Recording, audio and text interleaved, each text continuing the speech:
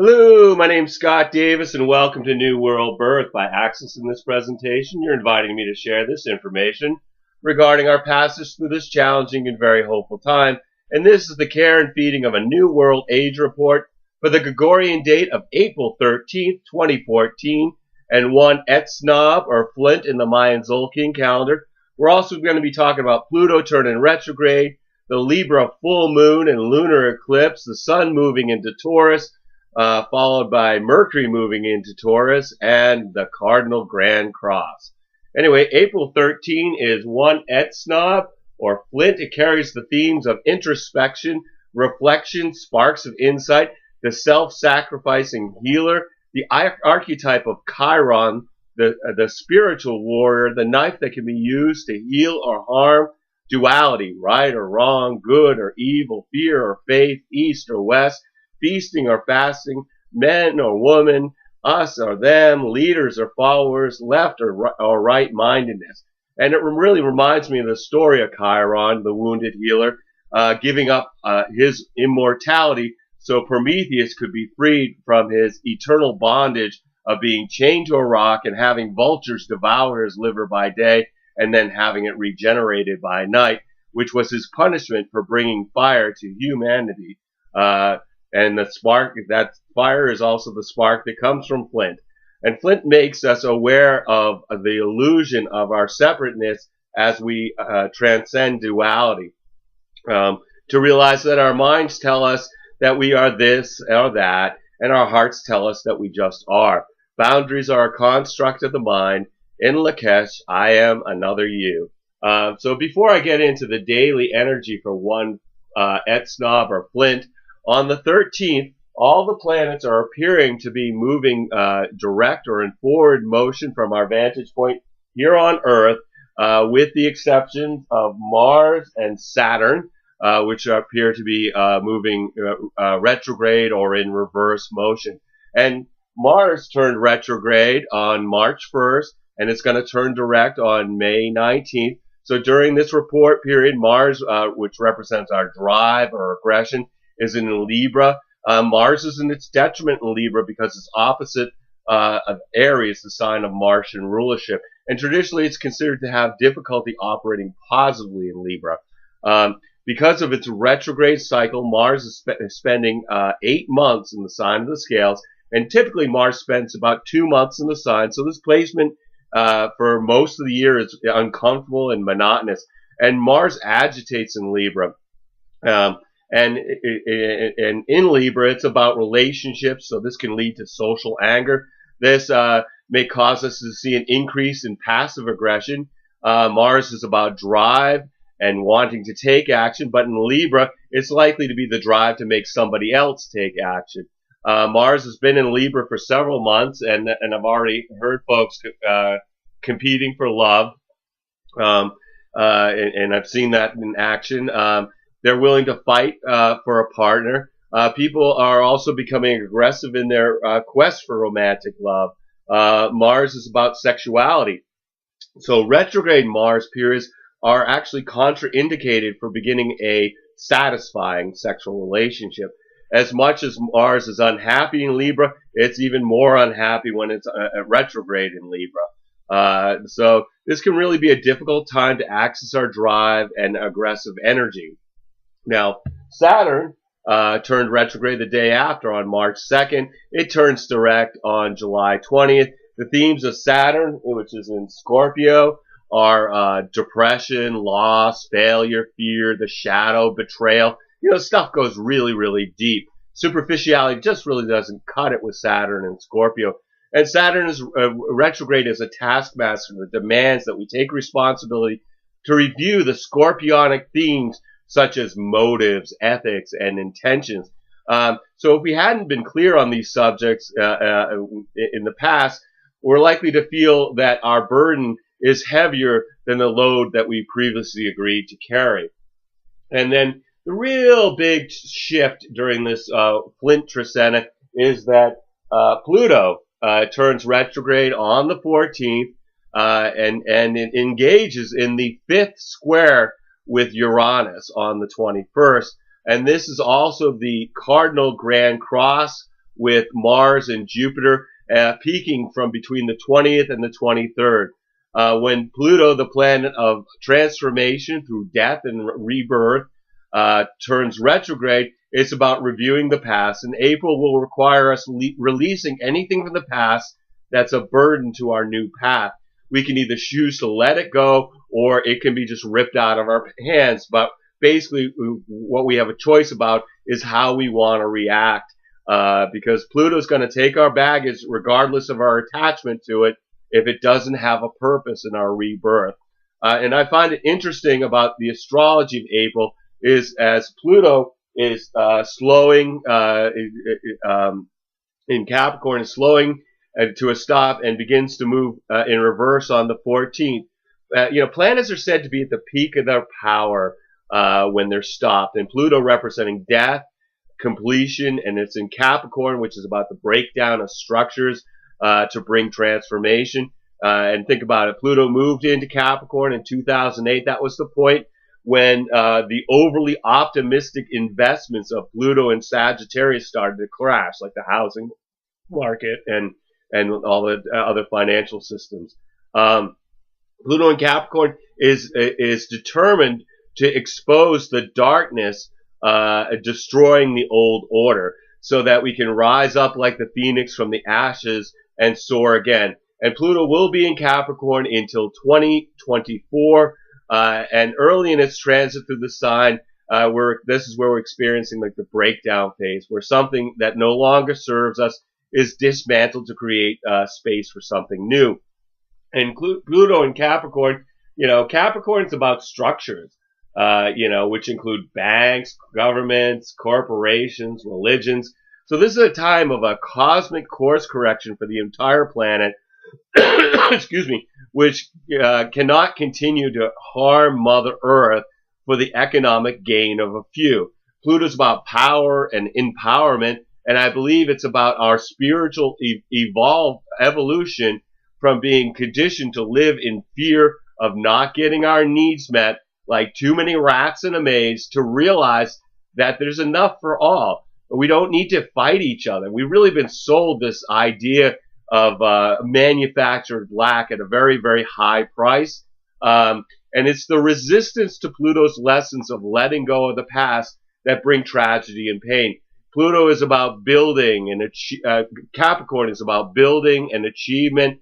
And as an earth sign that's rooted in the material world, think about the goat climbing the highest mountains, being its symbol.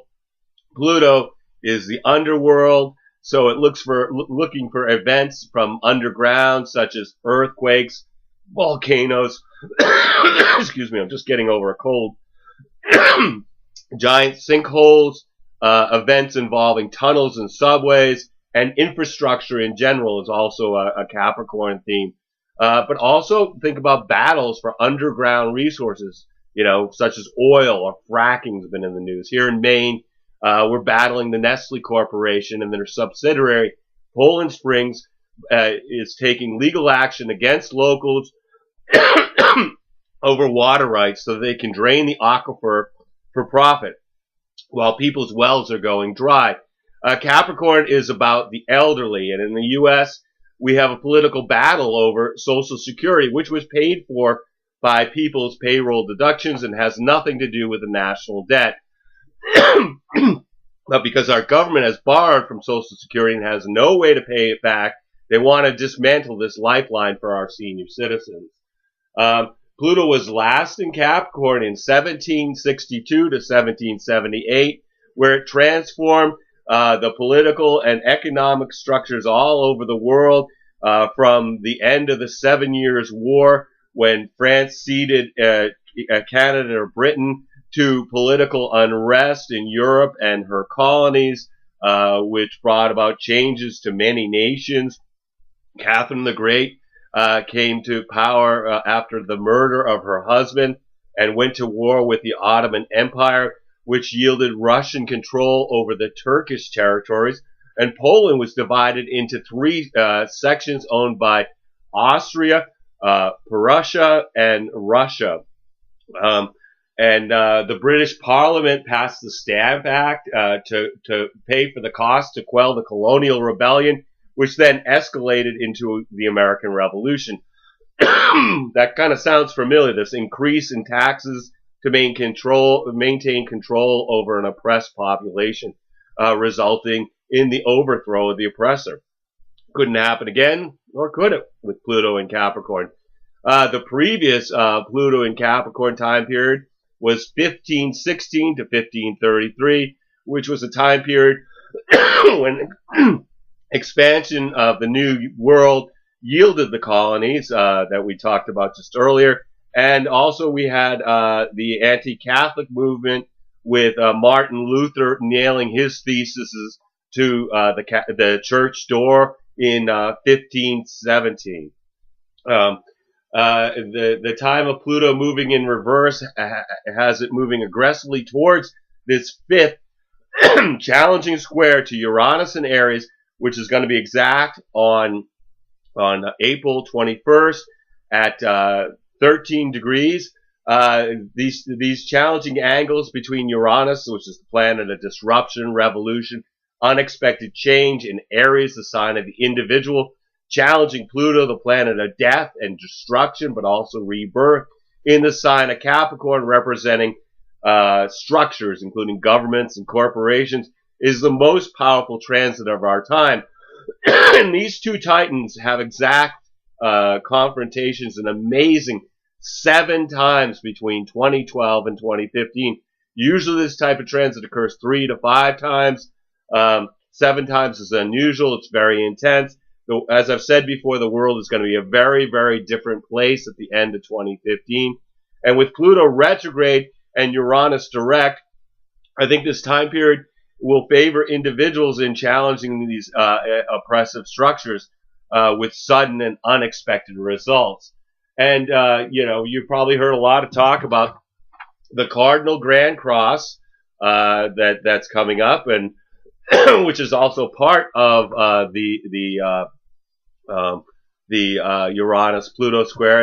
And this is the chart for the 5th Uranus-Pluto square. So this is the chart for when Uranus and Pluto are exactly square.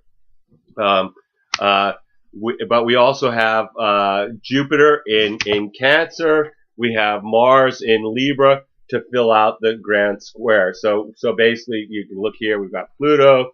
Here's Uranus. Here's Jupiter. Here's Mars. So making this very strong box shape with the cross in the middle. The thickness of the lines is related to the exactness of the angles. And you can see that these lines are very thick compared to any other lines in the chart, which means that this is a very, very tight and particularly potent for anyone who has any planets at or around 13 degrees of Aries, Cancer, Libra, or Capricorn, or nations where there's heavenly bodies like the United States Sun being at 13 degrees Cancer, so conjunct Jupiter will be conjunct that point, or Russia's Uranus at 13 degrees Capricorn, Pluto being conjunct that point, or China's Mercury at 13 degrees Libra, which is where Mars is. So this is truly a pivotal alignment and a very rare astrological event. With Pluto opposite Jupiter and Uranus opposite Mars, those two axes at a 90-degree angle to each other occurring between the total eclipse, total lunar eclipse on April 15th and the solar eclipse on April 29th. We've been talking about the Uranus-Pluto squares for a few years now. They began in 2012. They're going to continue until 2015. But the addition of these two planets filling out the cross really amplifies the energy for change, transformation, revolution, death, and rebirth. And as I've discussed earlier, Pluto in Capricorn is at a virtual standstill, the peak of its power. It's about transforming hierarchical structures of governments, banks, corporations, and those in power, which has been in a challenging square to Uranus and Aries, which is about rebellion, unexpected change, the revolt of individuals. With the addition of Jupiter in Cancer, we feel the overlay of nurturing and protecting our homes and families during the collapse of the world's elite power infrastructure. The big picture is in the big picture, this is about our home on Earth as well, and our family being the inhabitants of this planet, with the power elite, which seems really hell bent on to destroy through corporate environmental disasters that are poisoning the land, water, air, and living beings make up our Earth family. Mars in Libra is about taking action to restore balance, justice, and equality through aggression and violence if need be. Mars is retrograde, so this might be a time period of reviewing past incidences where police state repression and what the opposing tactics were, to understand what might be the best use of force when Mars turns direct next month. So no matter how you look at this chart, it just screams of tension, confrontation, frustration, anger, and resentment. This feels like a pressure cooker whose intensity has no release valve and could turn explosive. This is not meant to be an end-of-the-world apocalypse scenario. The planets only destroy what needs to go to restore balance, whether it's in the world or in our personal lives. Of course, there are things in the world and in some people's individual lives that are terribly out of balance. And those instances seem to be very dramatic as we deal with the climate change globally, or with our own emotional weather personally. Overall, it seems like a clash between the old and new as systems fail, structures change, revolution erupts, family patterns transform, ideas and belief systems change, fears are faced, relationships mature, motivations are confronted, leading to some folks breaking down while others finding their power. The best way to weather this extreme energy, which is going to be impacting us during April and beyond, is to be willing to release what no longer serves us and is departing. And join with people whose goals are compatible with your own. Basically, we have these 4 planets that are acting like the spokes on the wheel of fortune. And so some of them are going up, some of them are going down, but it really is going to bring a shift in the environment, people, situations, and events for years to come. And then this is followed by the Sun conjunct Mercury on the 25th, which maybe a time to sign a commitment to a new direction that was revealed a few days prior. And then we have the Taurus solar eclipse, new moon, may offer a new purpose, new people, new script, a new stage to move forward after being rousted out of our previous somewhat unconscious state.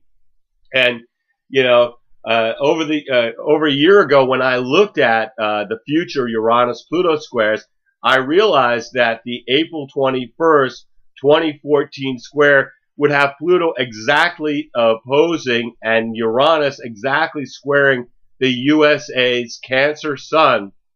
And the final square on March 17th, 2015, would have Uranus exactly opposing and Pluto exactly squaring the USA's Saturn and Libra.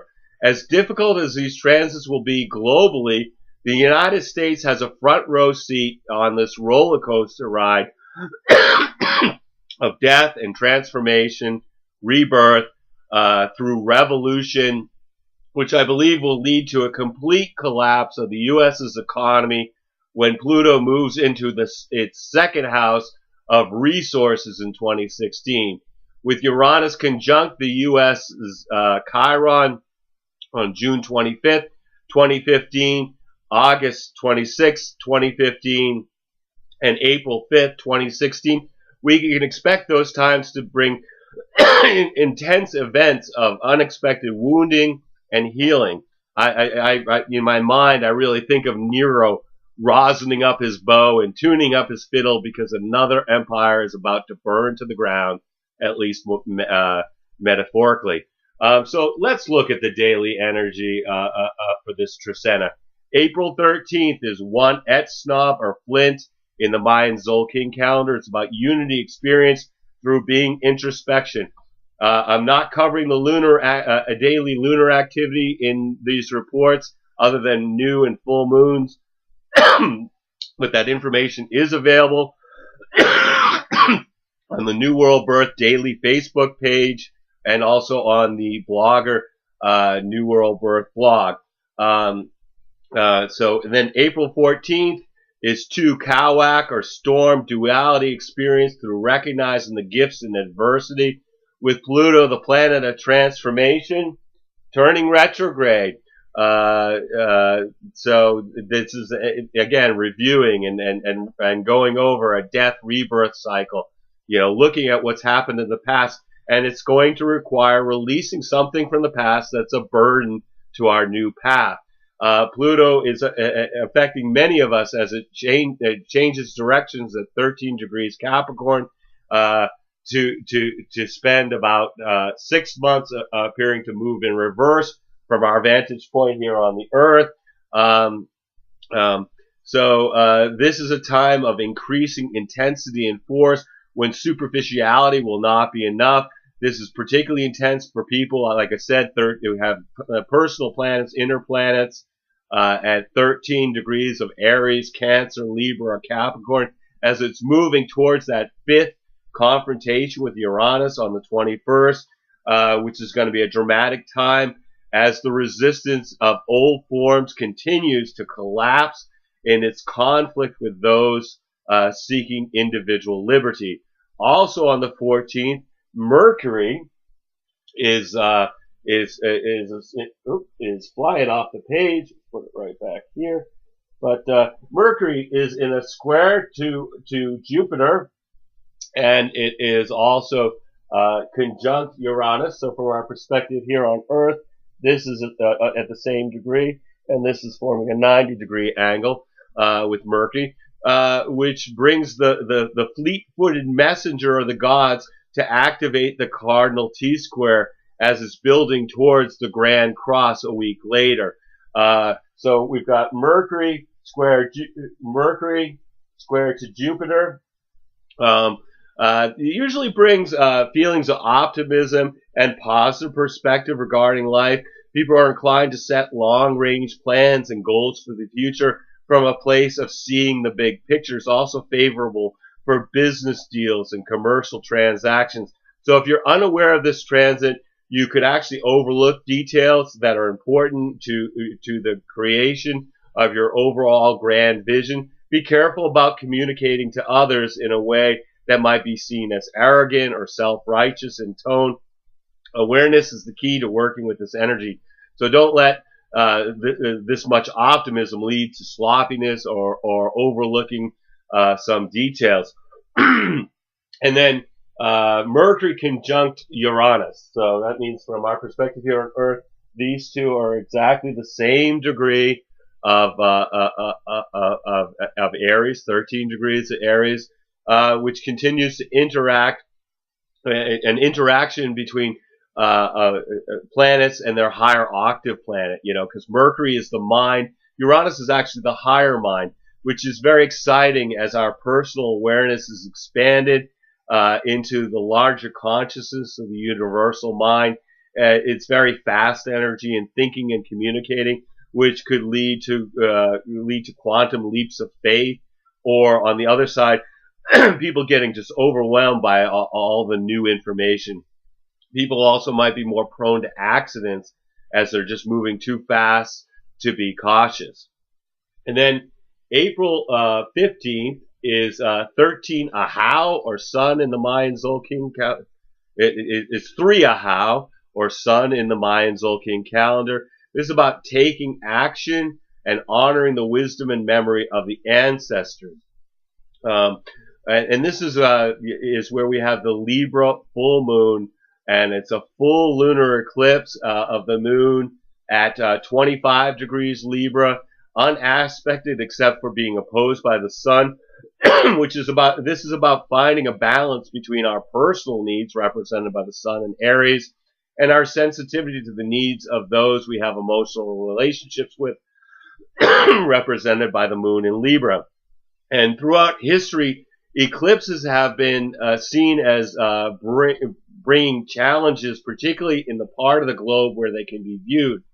This lunar eclipse is the first of 4 in the next over the next year and a half that's going to be visible in North America, followed by October 8th, 2014, April 4th, 2015, and another one on September 28th, 2015.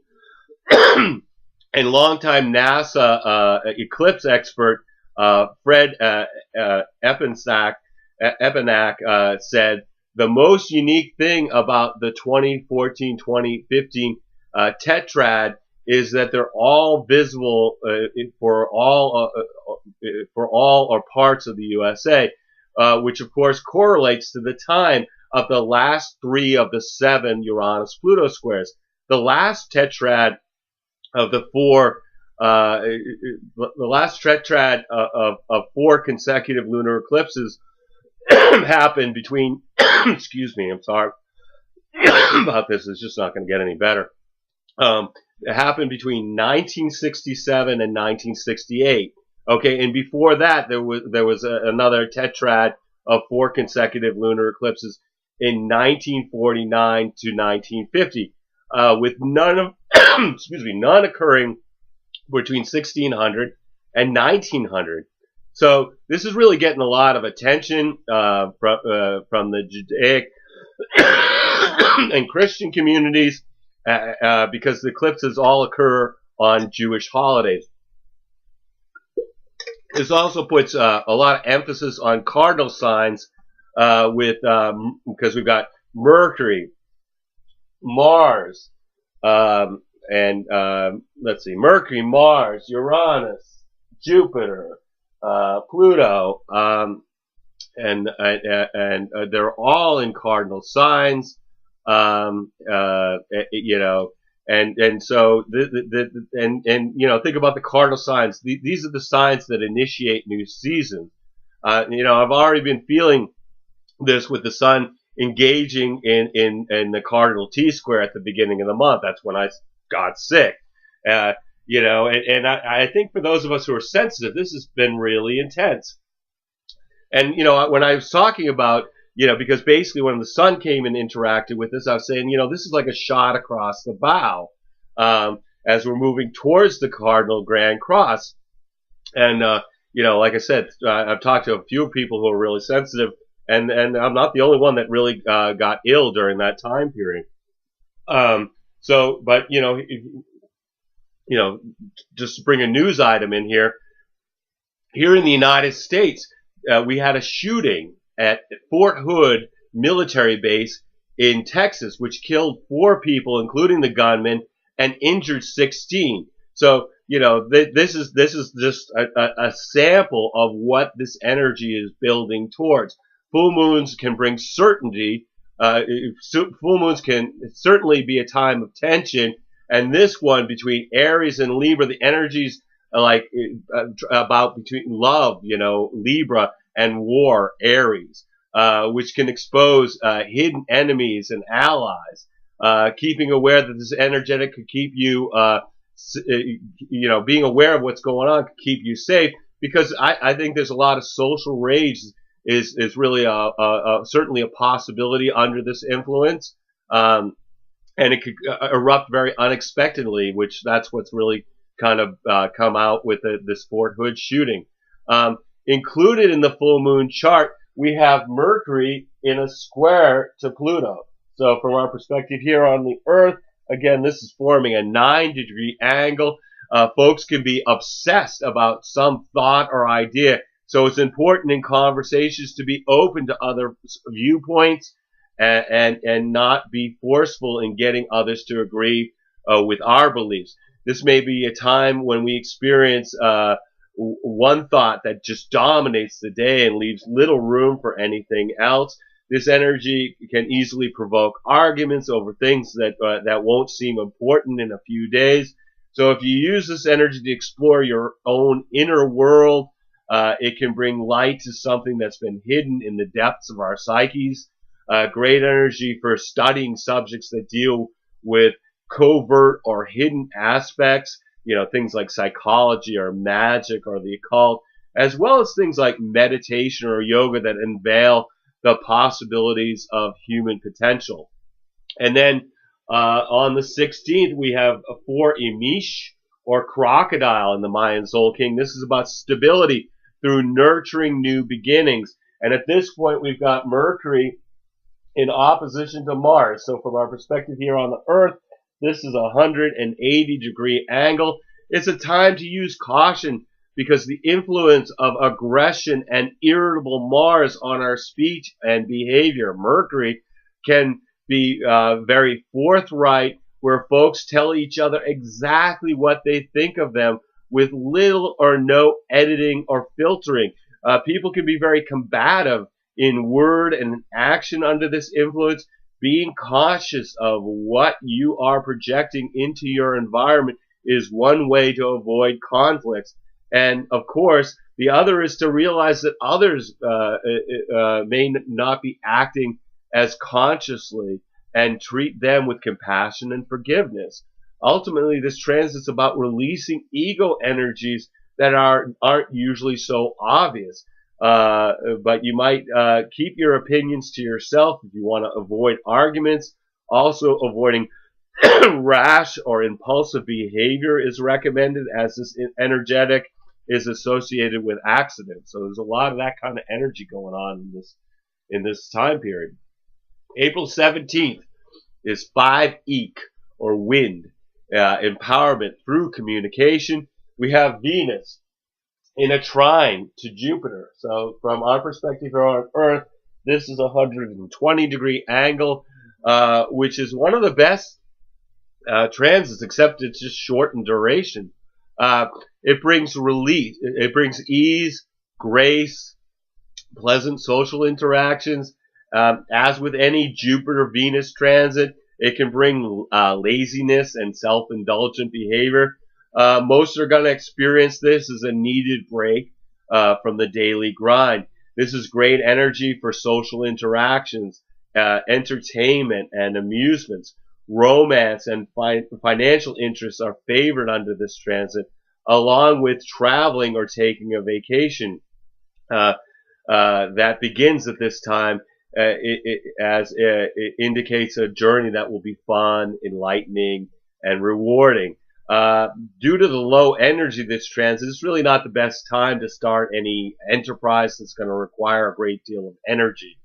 The 18th is 6 Akbal, or night, which is about being in the flow through contemplating the stars, while Venus, over here in Pisces, is in a sextile to Pluto in Capricorn.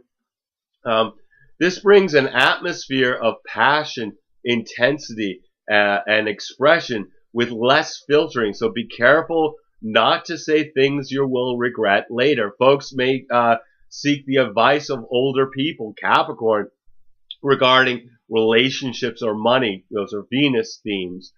Venus in harmony with Pluto combines love and death. So this could be a time when we hear from an ex-lover, or we have a desire to contact a partner from our past. This transit deepens our emotions and brings a focus on our friendships. It also intensifies love relationships and can make sexual experiences can take sexual experiences to a whole new level.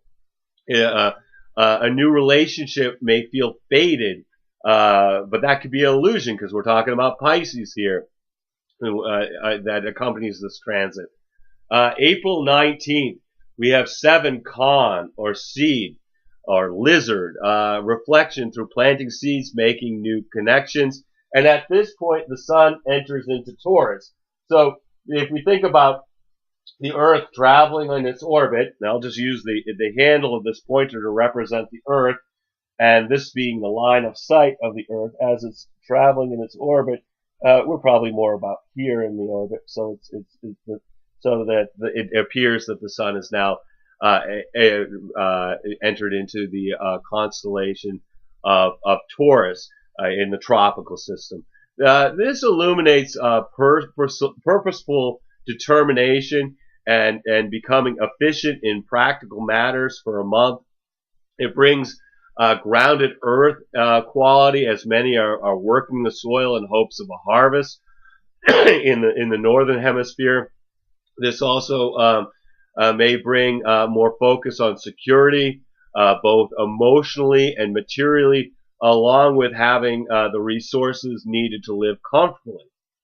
And then on the 20th, it's Chan, or serpent, balanced through being flexible with Jupiter square Uranus. So we have Jupiter here in a square to Uranus over here, again forming a 90-degree angle from our perspective here on Earth, which again, this is continuing ramping up this infamous Uranus Pluto square, and now we've got these other planets entering in, so now we have a Cardinal Grand Cross, which has a wide swath of possibilities, from the unexpected, out of nowhere, lucky change of fortune. I'm talking right now specifically about Jupiter square Uranus, to a major disruption in life that brings sudden restlessness and impatience as it leads to the efforts to become free. Whatever the scenario you find in your path, change is really the only option, because freedom is the overall theme of this transit of Jupiter square Uranus. So we should consider the direction we want to take, rather than just make change to relieve some form of pressure. If we avoid acting impulsively, we are likely to experience some opportunity that leads to freedom from something that has caused us to feel restricted. This alignment will have some folks feeling impatient and frustrated, as both of these planets are seeking freedom, but they're doing so from different perspectives. And then we also have Jupiter opposed Pluto at this point.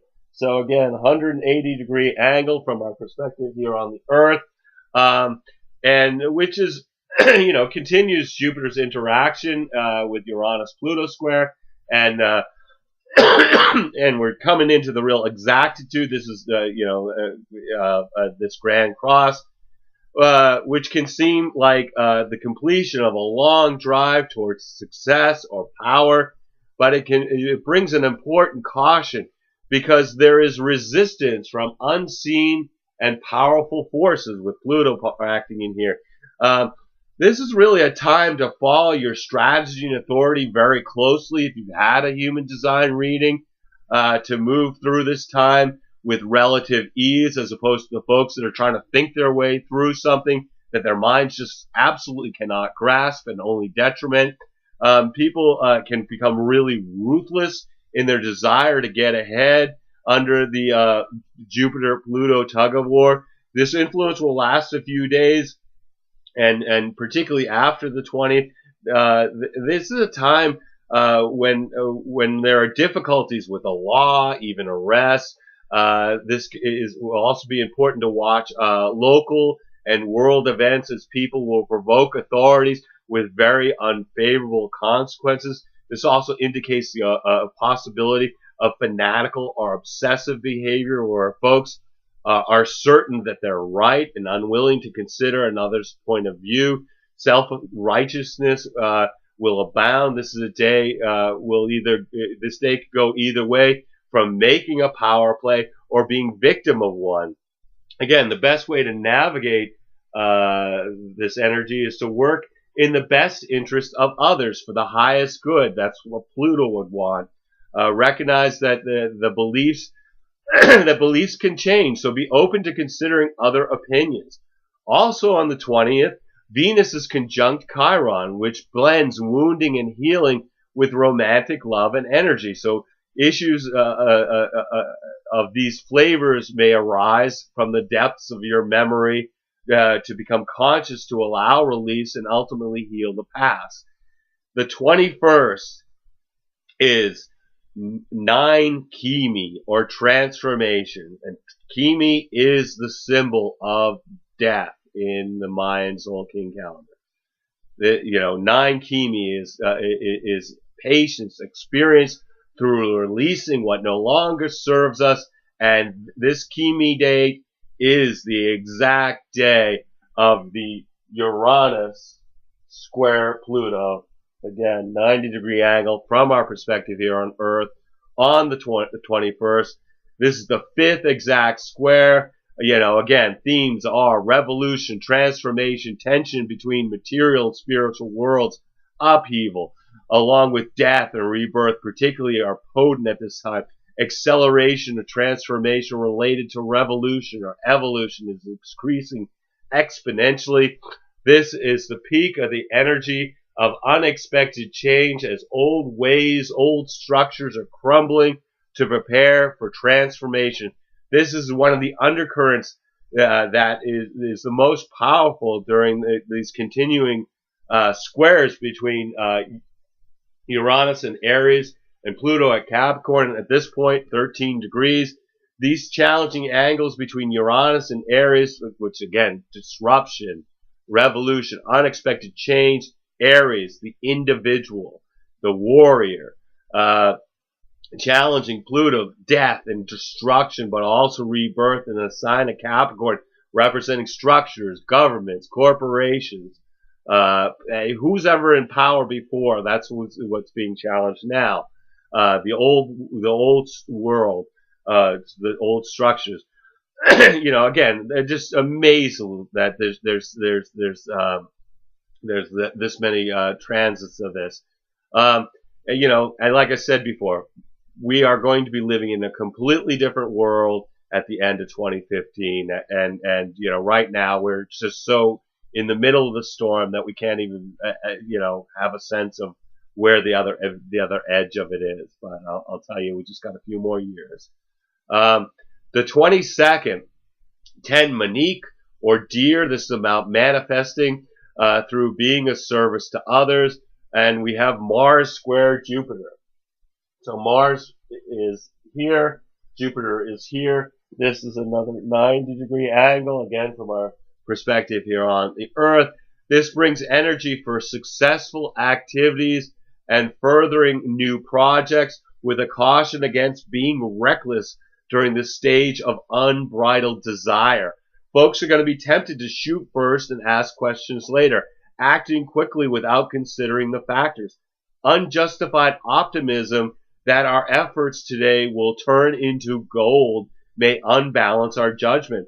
Through planning and forethought, we may find success, but it will not come, based solely on luck.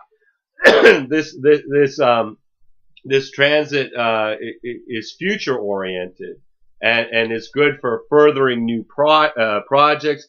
Just avoid overextending yourself or your resources.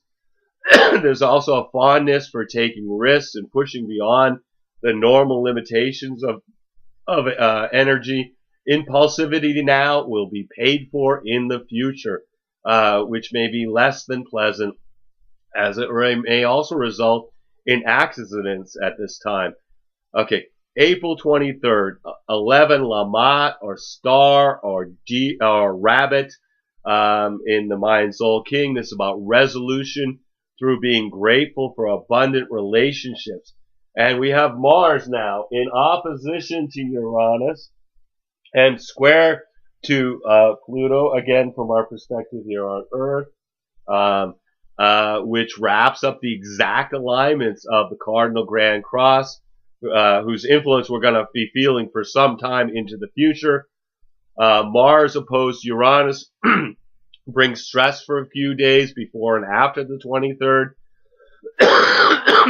with pressure to make radical changes. With Mars involved, I would not rule out aggressive or violent methods to bring about revolutionary transformation. Although Mars may appear to play nice in Libra, the expressions may be through passive aggression. Uh, uh, like most oppositions, there are two sides to the story.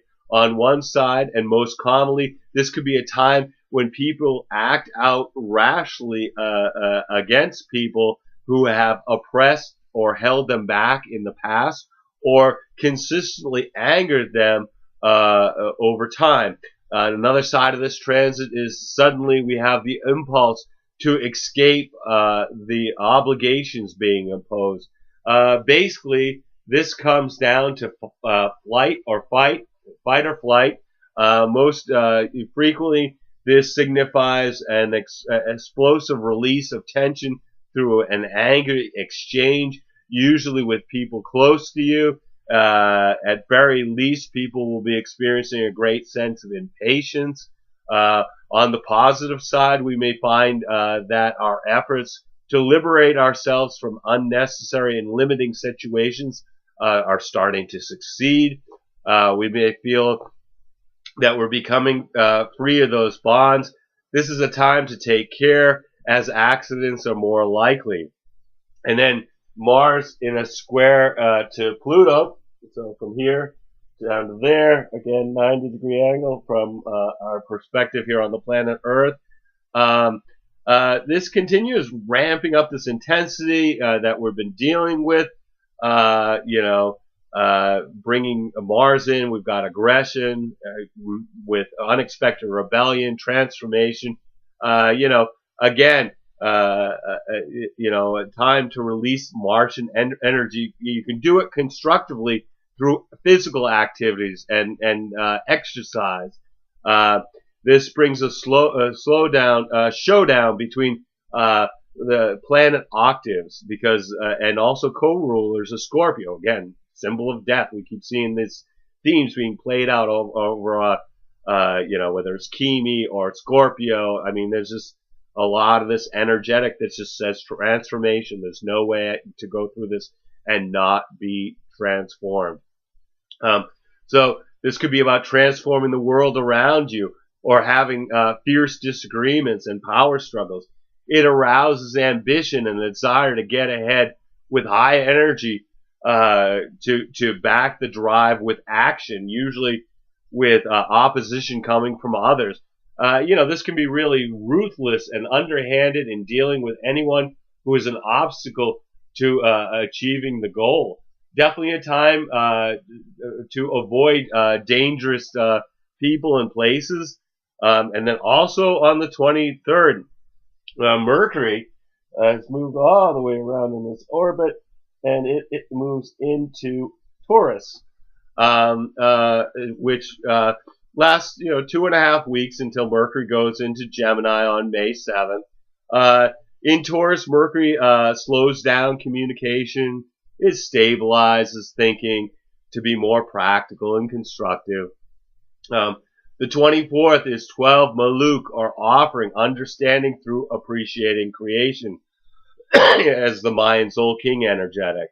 April 25th, we have 13 Ak, or dog, movement to the next stage through enjoying family and friends. At this point, Venus is in a trine to Saturn. So from our perspective here on the Earth, this is forming a 120-degree angle. It brings some reliability, stability, a clearer perspective on our relationships.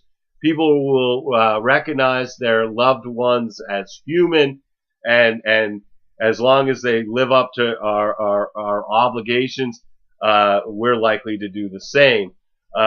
Venus is about money, so people might have folks being a little more conservative with their limited resources. Relationships begun under a Venus trine Saturn tend to be stable and sobering. They tend to be also more practical than romantic.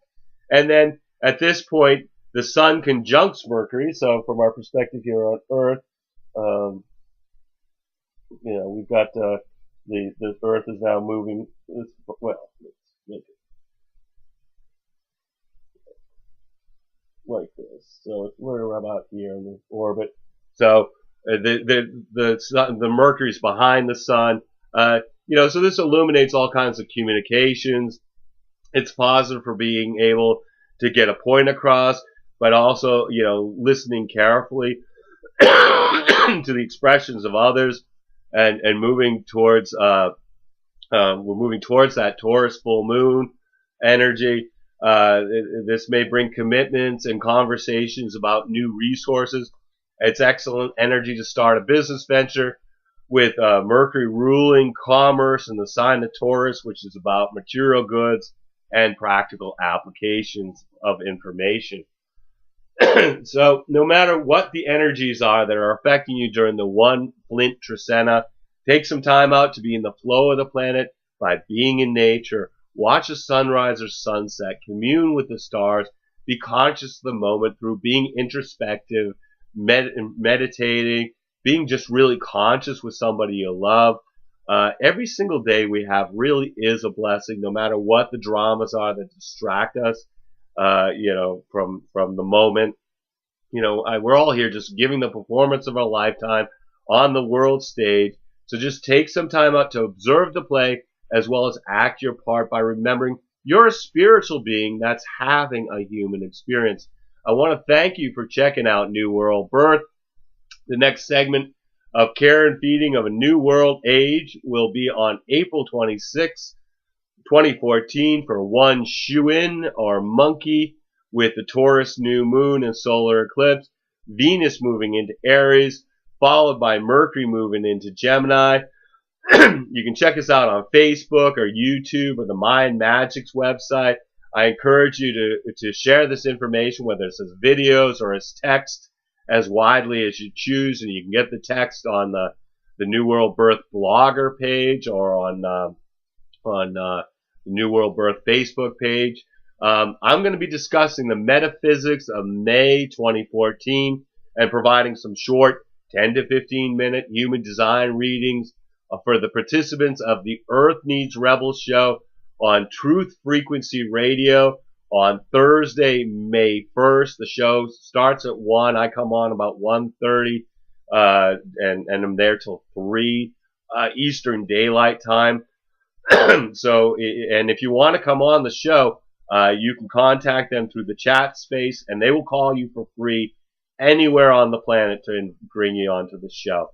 As always, I invite you to contact me at newworldbirth@yahoo.com if you have any questions or wish to schedule a reading.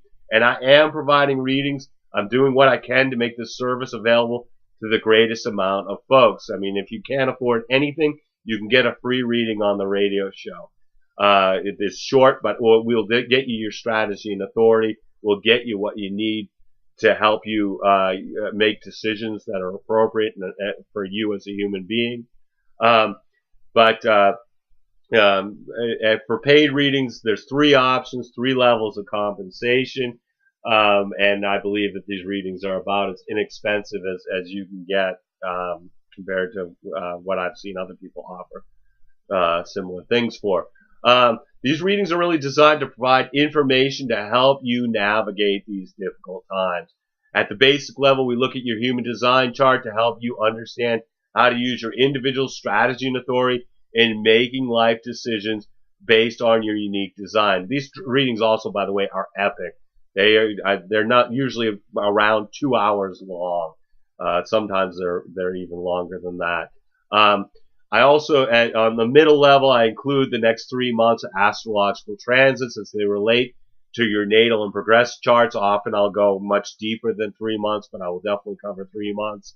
And you get that along with the human design reading at the middle level. The top level, the human design reading and the astrology transit reading, 2 readings in one, are recorded. They're sent to you as an MP3 file that you can download to your computer. And that's really great because then you can really just be present in the moment and you'll hear things on the recording that you probably didn't hear in the conversation. So anyway, if you've been thinking about getting a reading, please contact me. I would love to provide you a reading during these uncertain times. You're going to need to either be able to call me in Maine in the USA, or we can connect on Skype to receive your reading. We're also accepting donations to try to keep all these reports freely available. As always, I am blessed that you've taken the time out to connect with my passion for all these ancient mysteries and their application in our journey during this incarnation. The light in me honors the light in you. Namaste, in Lakesh, and I hope to connect with you in the future, either in a reading or on the radio show, or certainly, send me an email or viewing another video of mine or whatever. And I am grateful that you have taken the time to bring your awareness to what I'm offering here. So peace, everybody, and stay safe.